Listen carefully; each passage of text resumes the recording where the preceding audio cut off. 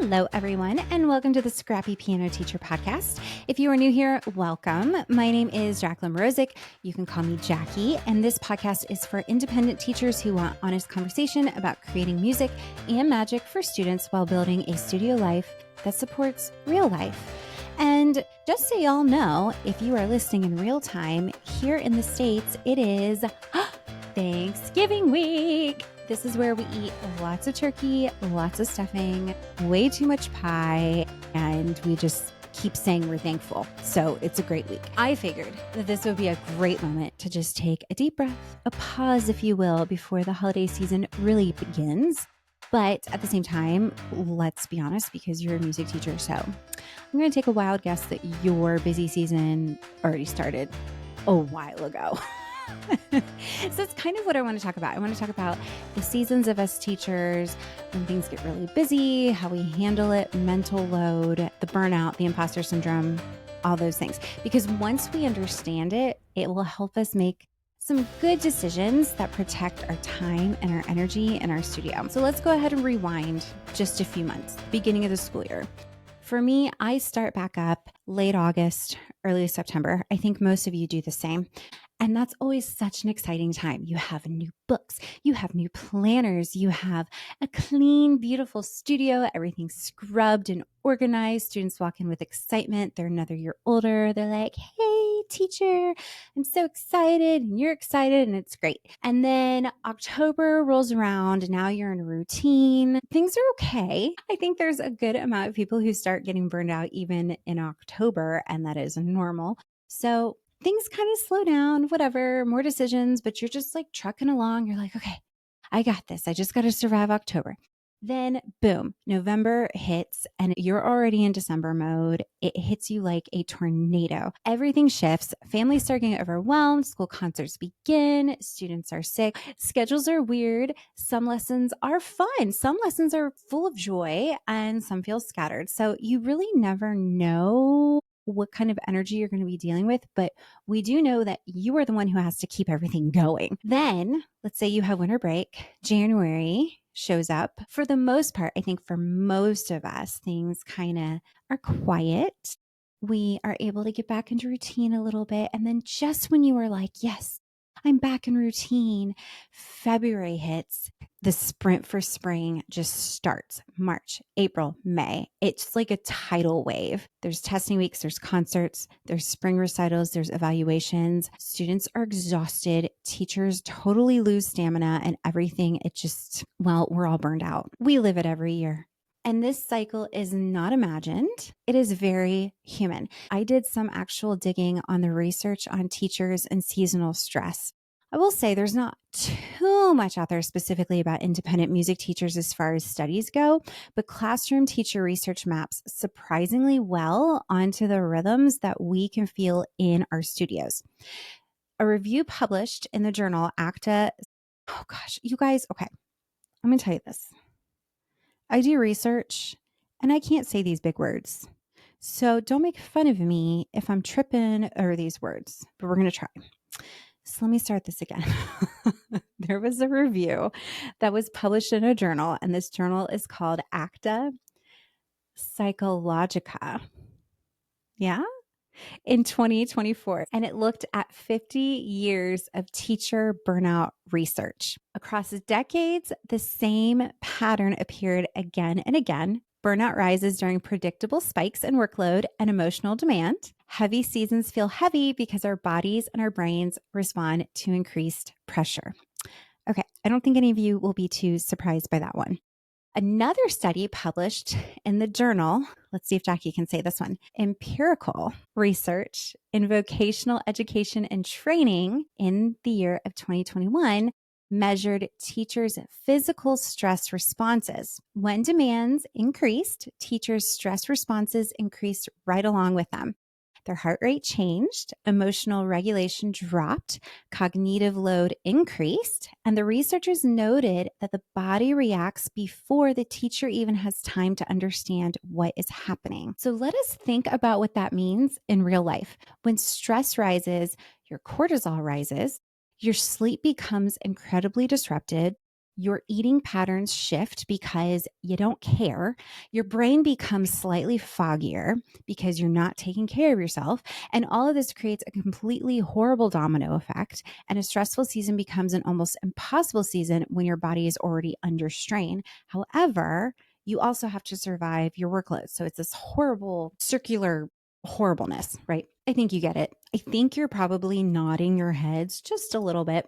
Independent music teachers feel this exact same pattern. We feel it usually in December, and we definitely feel it in March, April, and May. These are very load bearing months for us. They pull more emotional energy, more logistical energy, and more physical energy than the calmer seasons of the year. And listen, understanding this really removes that guilt and the self comparison, the imposter syndrome, all of that, because it is really easy to look at everyone else's beautiful studio photos or perfectly decorated lesson rooms and wonder why you're struggling when everybody seems like they're doing just fine. But behind the scenes, not every studio is having a magical month. Most teachers are holding it together the best that they can. So your difficulty in the heavy seasons is not a personal weakness. It is not a lack of passion. It is not a sign that you are failing.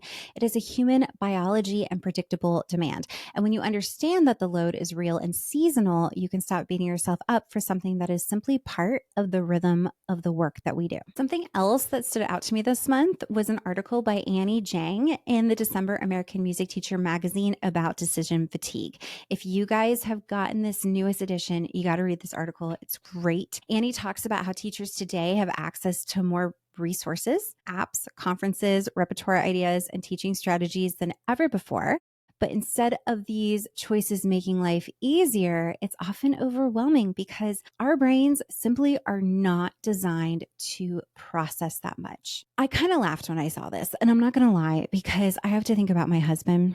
Because every time I send him to the store for something, and if I am not super specific and I don't like send him a picture of the product that I want him to purchase, I am telling you that man will spend 15 minutes in an aisle just looking at all the options of toilet paper, all the options of cat litter. Anyway, I'll go back to the article now. She references research from Daniel Kahneman. Gosh, there's a name again. I can't say. Daniel Kahneman, Kahneman, and Marvin Minsky that shows how mental load and rapid decision making drain our energy, especially when we are already in a high demand season. Isn't that crazy? I read the article and I thought, well, this is exactly what happens in December, and it happens in the spring. Actually, it happens all the time. It happens when I'm on Instagram. Like, I'm constantly like, do I do this? Do I do that? Do I talk about this? Do I talk about that? Like, what do I teach about this? Do I teach about that? I mean, it's like so many choices because we have so much information. We are not just tired because we teach a lot, because we do. We are tired also because our brains are making hundreds of decisions every single week. So simplifying your December plans is not a sign of weakness or that you're a lazy teacher or anything like that. It is a form of cognitive protection. One of the suggestions that Annie offers is to lean on systems. Yeah, systems. I've been telling you guys, systems and community. Get your piano teacher friends to reduce the decision overload. So I'm going to say that again without my weird interruptions. Leaning on systems and community. I love systems. They don't make you rigid. They're not going to restrict you. They just make you study. Okay, I'm going to shift over a little bit to the business because you run a real business and real businesses pivot mid-year. So teachers forget that we are business owners. We think we have to endure the entire year, even when we are depleted. So if you make choices in August or July and you're like, this is what's happening for the whole school year, and then midway through, things are not working, you are not trapped in those decisions you made in the summertime. You are still allowed to pivot. We think that we have to endure the entire year, even when we are depleted, but successful businesses do not wait until the end of the year to fix what is not working. Nay. They adjust mid-year so that they can stay sustainable. A business is simply an activity that you run with regularity with the intent to make a profit. So if you are teaching lessons consistently, setting your own rates, scheduling students, tracking your income, and making decisions to keep your studio going, the IRS sees that as a business. And if they do, You should too, and you should be treating it that way. You do not need a huge studio or employees. If your teaching supports your life, it is a business, and businesses have permission to pivot. So you can change your schedule. You can change your teaching structure. You can change your boundaries. You can make adjustments now instead of waiting until next year. Now that we have established that you are a business and you should be treating it like one and giving yourself some credit at how freaking amazing you are, let's talk about what you can do now to make some small shifts that can make a big difference during these heavy months. First of all, pick one part of your studio to simplify in the next 4 weeks. Not everything, not the whole system, just one small thing. I don't know what it is, but whatever is kind of giving you the ick or stressing you out, like really think about it. Like if I had to pick one thing that's really stressing me out about my studio right now, what is it?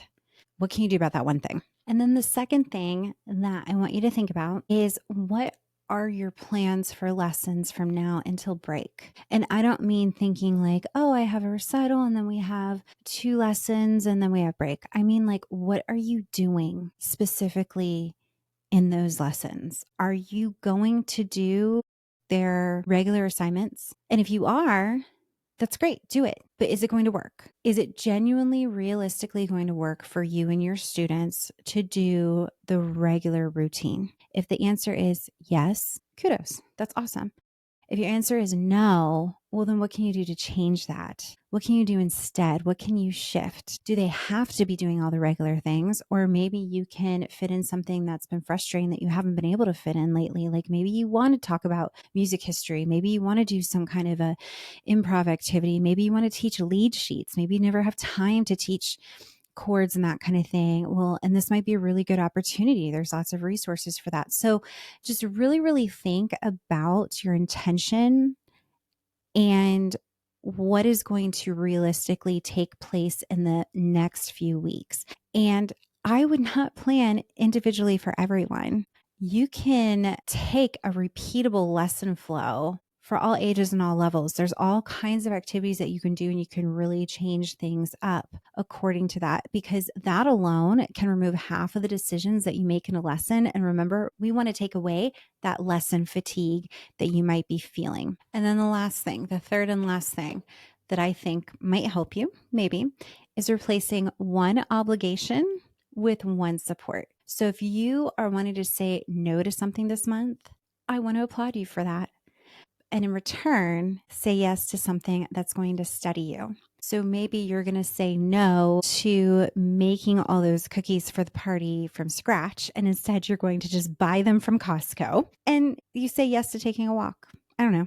I mean, I think you know where I'm coming from, but being very intentional with your time, being very intentional with the way that things are starting to feel. And when that stress happens, remember, your body is going to react before you even know what's going on. So if you're feeling unsettled and you don't know why, something is causing it. So really take a moment to reflect and think, why am I feeling this way? What is going on? Where is it coming from? What can I do to change it? So please remember, all the heavy months, they're always going to be high demand months. It is what it is. But you can make it a little bit more simple. You can use flexible activities. You can choose a few things. You can do them well. You can protect your energy instead of spending it on reinvention. I did create a resource for this exact issue, which is what inspired part of this podcast. It is called the December Piano Party Pack. And what it is it's just a collection of activities that I do with my students in December. It's got a few new ones. It works for all ages, all levels. You can really pick and choose a la carte without heavy planning. So that's on my website at scrappypianoteacher.com. If you go to resources, it is the December Piano Party Pack. It's just $5. It's got everything you need. And then if you want even deeper support, this Friday, on Black Friday, November 28th, I will be releasing my winter workshop that will be happening in January. And it's designed to help teachers build systems that protect their well-being as we get into those crazy months of March, April, and May. And if these changes just feel overwhelming, that's okay. Just keep it in mind. I do offer consultations to help teachers with this exact problem. So if you need somebody to look at your schedule with you, if you need somebody to brainstorm with, If you need someone to just give you permission to change and be there right along with you, let me know because I do have consultations open. So with that, teachers, I want you to know I am thankful for you this Thanksgiving season. No matter where you are in the world, I am thankful for you. I am thankful for all the emails. I'm thankful for the support. I'm thankful for all the 5 stars. I am thankful for the reviews. You guys are so great to me because it's what keeps me going and doing this work. And your studio has seasons, your life has seasons. And when you understand those seasons, you can work with them instead of being flattened by it. And you have the power to make changes that support your future self, because the less stressed you are, the less stressed your studio is going to be, and the more magical and musical your students will be as well. I'm rooting for you. Thank you for listening. Happy Thanksgiving. I am incredibly thankful for you guys. I'm thankful for all the emails and all the encouragement and the 5 stars and the reviews. Keep them coming. You guys are great. Have a great Thanksgiving, and I'll see you later. Bye.